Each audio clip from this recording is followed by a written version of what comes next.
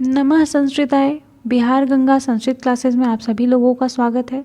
हम लोग टीजीटी पर पीजीटी और बिहार स्टेट को मद्देनज़र रघुवंश महाकाव्य को पढ़ रहे हैं। हमने सामान्य परिचय पढ़ लिया है, अब प्रश्नोत्तरी की बारी है। एक प्रश्न से लेकर के 25 प्रश्न, हालांकि हैं पूरे 75 प्रश्न, 25-25 प्रश्नों की 3 श्रृंखला बनाई जाएगी और जिसमें से ये आपकी पहली सीरीज़ है और इसमें 25 क्वेश्चन हैं। तो चलिए आइए हम क्वेश्चन करते हैं। और जिन्होंने रघुवंश के सामान्य परिचय को नहीं पढ़ा है, डिस्क्रिप्शन में लिंक है, आप जाइए पहले सामान्य परिचय को पढ़िए, उसके बाद में आप क्वेश्चन आसानी से सॉल्व कर पाएंगे और आपका कॉन्फिडेंस भी बूस्ट होगा। तो क्वेश्चन नंबर 1 है, रघुवंश महाकाव्य से रचना कः अकरोत्। रघुवंश महाकाव्य की रचना किसने की है? तो आप सभी लोग जानते हैं कि महाकवि कालिदास ने रघुवंश की रचना की है। आंसर सी राइट हो जाएगा। नेक्स्ट क्वेश्चन है, रघुवंशम है, रघुवंश क्या है? रघुवंशम अस्ति, रघुवंश है क्या है? काव्य स्वरूप उसका क्या है, यानी विधा क्या है? तीनों क्वेश्चन आपसे पूछ सकता है, काव्य स्वरूप पूछेगा तो भी, विधा पूछेगा तो भी, एक ही आंसर होगा कि रघुवंश एक महाकाव्य है कालिदास द्वारा रचित। नेक्स्ट क्वेश्चन है, रघुवंश महाकाव्य के मंगलाचरण में कालिदास ने किसकी वंदना की है? तो रघुवंश महाकाव्य के मंगलाचरण में कालिदास ने शिव और पार्वती की वंदना की है। आपको याद होगा, जगत पितरौ वंदे पार्वती परमेश्वरौ। नेक्स्ट क्वेश्चन है, रघुवंशे जगत पितरौ इति कौ वर्णितौ, यानी कि अभी हमने बताया है कि पार्वती परमेश्वरौ। मंगलाचरण से क्वेश्चन है और आपको पिछले जो सामान्य परिचय में मंगलाचरण से संबंधित सारे क्वेश्चन बता दिए गए हैं। रघुवंश महाकाव्य सर्गा सन्ति, रघुवंश महाकाव्य में सब कुल सर्ग कितने हैं? Most important and easy question, 19 सर्ग हैं रघुवंश महाकाव्य में। नेक्स्ट क्वेश्चन है, रघुवंश महाकाव्य में कितने राजाओं का वर्णन है? तो आप जानते हैं कि सूर्यवंश के तो 31 पीढ़ियों का वर्णन है, लेकिन समस्त राजा 31 है रघुवंश में, तो 31 जो है वो लगाएंगे आप उत्तर में। नेक्स्ट क्वेश्चन है, रघु के वंश का किस में वर्णन है? तो रघु के वंश का वर्णन तो रघुवंश में ही रहेगा, बी राइट आंसर है। नेक्स्ट क्वेश्चन है, रघुवंश, ये सारे इंपॉर्टेंट क्वेश्चन है, एग्जाम्स में आए हुए क्वेश्चन है, हवा में नहीं है। आप इनको जो है कि अच्छे से इनका अध्ययन करें, कहीं ना कहीं ये क्वेश्चन जरूर आएंगे। रघुवंश में किस वंश के राजाओं का वर्णन है? तो रघुवंश में सूर्यवंश के राजाओं का वर्णन है। सूर्यवंशी राजा थे श्री राम और उनके पूर्वज। नेक्स्ट क्वेश्चन है, रघुवंश महाकाव्य सर्वप्रथम कस्य राज्ञ वर्णनम अस्ति, किस राजा का सबसे पहले वर्णन है? तो महाराजा दिलीप का वर्णन है, उन्हीं से शुरुआत होती है। सबसे पहले राजा महाराजा दिलीप है और सबसे अंतिम राजा अग्निवर्ण है, ये भी याद रखेंगे। इक्ष्वाकु वंश से जाता है, इक्ष्वाकु वंश में कौन उत्पन्न हुआ है? तो इक्ष्वाकु वंश में, सॉरी बाणभट्ट गलत लग गया, इक्ष्वाकु वंश में राम, सी राइट है, इक्ष्वाकु वंश राजा राम है, बाणभट्ट तो लेखक हैं। अथ प्रजानाम दीप प्रभाते इत्यत्र राजार्थक शब्द क, तो यहाँ पे राजार्थक शब्द हो जाएगा आपका सी, क्वेश्चन नंबर सी, अधीप। अधीप मतलब भी राजा होता है, क्योंकि प्रजा तो होगा नहीं, प्रभात मतलब सुबह होती है, अथ मतलब इसके बाद होता है, अधीप मतलब भी राजा होता है।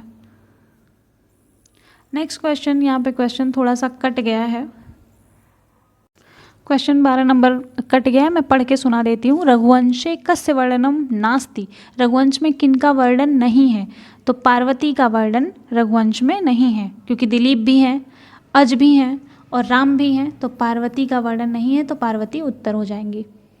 अगला है, रघुवंश में किसकी गो सेवा वर्णित है? किसने गो सेवा की थी? तो आप जानते हैं कि महाराजा दिलीप ने गो सेवा की थी। किसकी सेवा की थी? तो नंदिनी गाय की थी। और श्राप किस गाय ने दिया था? इनको श्राप मिला था, इसी श्राप से इनको पुत्र की प्राप्ति नहीं हो रही थी, तो वो कामधेनु ने दिया था और नंदिनी गाय की सेवा इन्होंने की थी। रघुवंश में दशरथ के पिता कौन है?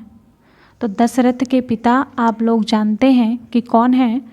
तो अज हैं, दशरथ के पिता अज हैं। इनका क्रम याद करना बहुत आवश्यक है, कौन किसके पिता हैं, कौन पहले राजा हैं, कौन अंतिम राजा हैं। नंदिनी धेनु का वर्णन किसमें है? तो आप जानते हैं, अभी हमने बताया नंदिनी की सेवा दिलीप ने की थी, तो रघुवंश में इनका वर्णन है। अगला है, रघुवंश में इंदुमती किसकी रानी है? रघुवंश में इंदुमती जो है वो अज की रानी है। किसकी पत्नी है? अज की। दिलीप की तो सुदक्षिणा है। राजा दशरथ का संबंध किस वंश से था? तो अभी पीछे आपने क्वेश्चन किया है कि सूर्यवंशी राजा थे ये लोग। राम से संबंधित जितने भी लोग हैं सभी सूर्यवंशी राजा हैं। तो क्वेश्चन नंबर ए राइट हो जाएगा। नेक्स्ट क्वेश्चन आपका है रघुवंशियों का कौन सा कालानुसार युग्म सही है? अब देखिए पूछ ही लिया यहाँ पे। तो क्वेश्चन नंबर 18 का हो जाएगा। पहले रघु थे, हाँ सही है। फिर अज थे, ये भी ठीक है। फिर अज के पुत्र दशरथ और दशरथ के पुत्र राम, ठीक है। यहाँ पे दिलीप के बाद में हमको रघु चाहिए थे जबकि अज आ चुके हैं। तो क्वेश्चन नंबर ए आपका राइट आंसर हो जाएगा। नेक्स्ट है आपकी रघुवंश महाकाव्य किसकी स्तुति से प्रारंभ होता है? तो ये कई बार बताया जा चुका है, शिव और पार्वती से। इम्पॉर्टेंट है। रघुवंशी राजाओं में सर्वप्रथम नाम आता है? तो रघुवंशी राजाओं में सर्वप्रथम नाम आता है वैवस्वत मनु का। सबसे पहले वैवस्वत मनु, जब आप पहला पढ़ेंगे तो आपको पता लगेगा कि अगर राजा पूछता और दिलीप का नाम देता तो हम दिलीप आंसर लगा देते, लेकिन वैवस्वत मनु सबसे पहले राजा है। रघुवंशस्य व्याख्यानम केन विरचितम, सेकंड नंबर पे रघुवंशस्य प्रथम व्याख्यानम केन विरचितम। तो 21 नंबर क्वेश्चन का आपका आंसर हो जाएगा मल्लीनाथेन, यानी कि मल्लीनाथ ने सबसे पहले रघुवंश की व्याख्या की। और इनकी टीका कौन सी है? आप सभी कमेंट करके बताएंगे इनकी टीका कौन सी है। हमने बताया है जब सामान्य परिचय हम करा रहे थे तो तीनों इम्पॉर्टेंट टीका को हमने लिखवाई है जो रघुवंशम पे लिखी गई हैं।